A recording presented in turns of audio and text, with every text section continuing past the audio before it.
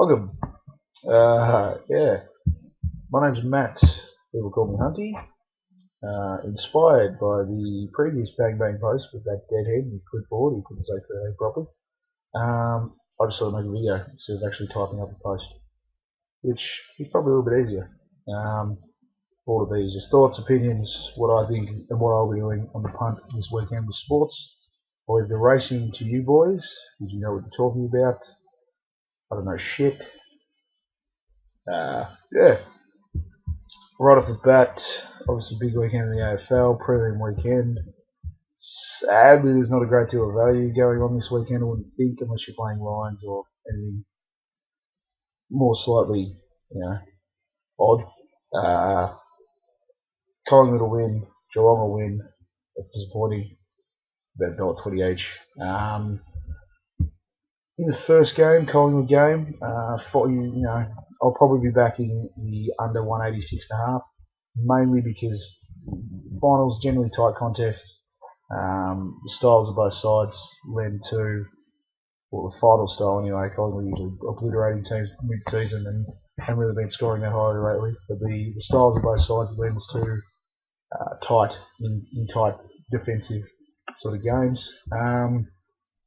I might actually play the exotics a bit. I might have a most goals bet. Collingwood being, I think they'll win obviously, but Trav Cloke's a dominant forward. He's not a big bag kicking forward though. You get a plenty of value whenever you play most goals with Collingwood. You get your Blairs, your Beams, your Crackers. I'll probably have a look at Steele, big game player, rusty bum. He was up there. Norm Smith contention in Grand Final 2 last year. And I did go and see him playing under 18s granny when he bagged 10. So that might be the back of my mind as to why I thought Steele didn't go this weekend. I couldn't tell you really. The other game, you've got obviously Geelong. They'll win. I'm hoping it'll be tight. I think it'll be tight. Just the way, again, these both sides play. I think it'll be decided by the big men at either end. You get your guys like Kennedy and Jack the Ripper Darling and Leigh Frenchman. They're a potent forward line. Won and lost on Lonergan and Harry and Scarlo and the boys that have sort of been there before and done it all before. I think West Coast are a good side. I enjoy watching them. It's probably why I'll take it with the line. A little bit harder, I suppose. Again, if you're thinking exotics, most touches, I think EMBLEY is a bit of value. He's at 11s. Mainly because I'd say Geelong will be wanting to do a job on both Kerr and Prittis, because they get staggering amounts of pill, and if they do, then West Coast will play good games. Simple as that. In the NRL, I'm no NRL expert. I cannot stress that enough. Just looking at this week though, Manly are a good team. They've been good all year. At the start of the year, I remember there was news reports of staggering the Brisbane winning games. Their spiritual boy Darren Lockyer had his head caved in last week. Wayne Bennett came out and said we can't win without him. Apparently he's going to play. He's been flying in low altitude choppers to get everywhere. Just because his head's going to explode if he gets higher than 2,000 feet. Manly are experienced finals team. They've been there. They've done that. They should have done that more often had Melbourne decided not to pay players 12 times. I think the $1.45's good enough for Manly. I'll be taking that. I'll probably multi it up with the other game in the Storm, the $1.42. Again, like I said, I'm no NRL guru, but since I was 16, I've been taking sports bet number 6025 pretty much at every multi of every weekend, and the Storm, they never let me down. They're $1.42. I'll probably multi that up with Manly. There's EPL action this weekend. Bolton are playing Arsenal.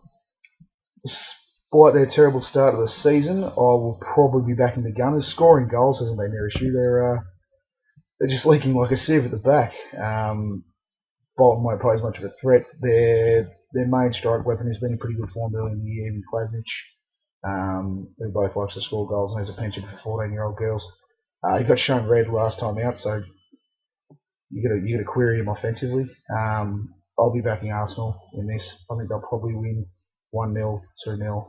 I won't get that specific, but I'll be taking Arsenal. Another game I'll look at, City v Everton. I won't bore you with too many details. City are in the best 2 or 3 sides in it. Everton is shit. They escaped. They've got points this year on a 90-minute penalty that wasn't even there, and they've been playing well. They played midweek Carling Cup as well, and they played a pretty much full strength side. So you get to query their depth a little bit. For anyone who's interested, Tim Cahill didn't play midweek, but he's been moving around with what looks like leprosy and has looked about as potent as a rubber cock. City will win this 2 or 3-0. They're a much better side than Everton. The Scousers, Liverpool, they got Wolves. Again, Wolves got done by QPR last time out, so they're shit house. Simple as that. Faced a very tough ask going to Anfield, who was Liverpool was embarrassed last week by Tottenham.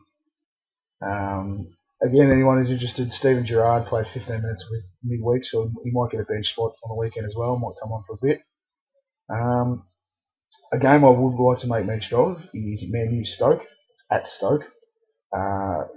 Traditionally, Stoke's a fortress. Very, very tough to beat Stoke at Stoke. Man U's also going to be missing Chicharito after Ashley Cole tried to cut him in half. Look, Man U will probably win. I mean, don't get me wrong.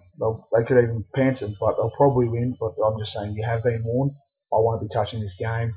I never back Stoke. I never back against Stoke, when they're at home, and I never back against Fulham when they're at home.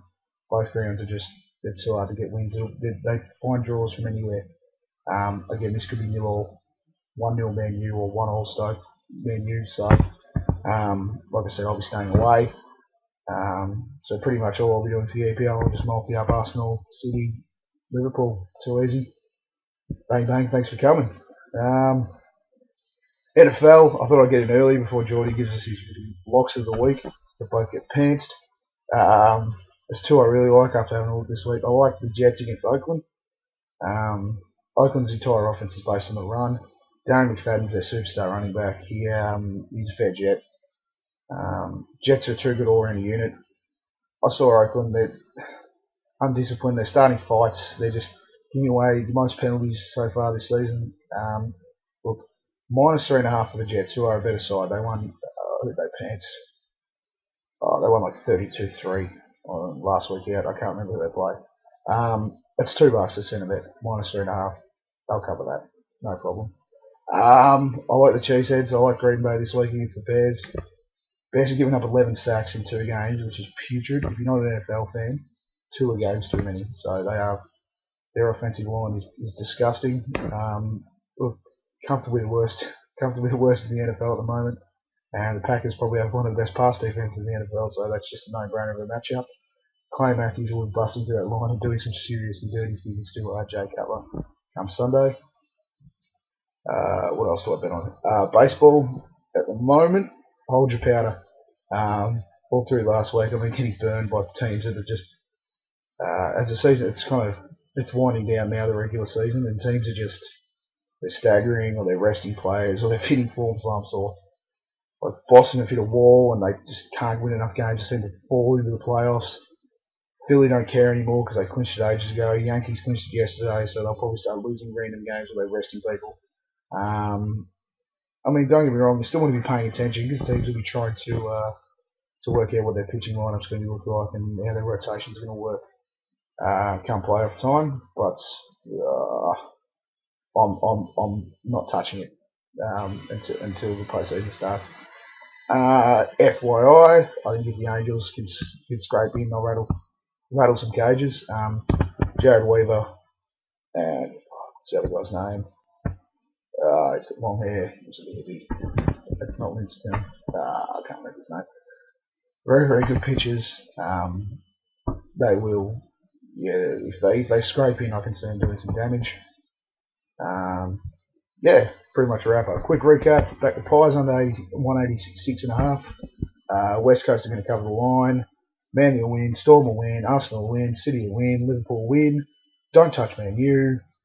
Jets line. Packers line. Very coverable.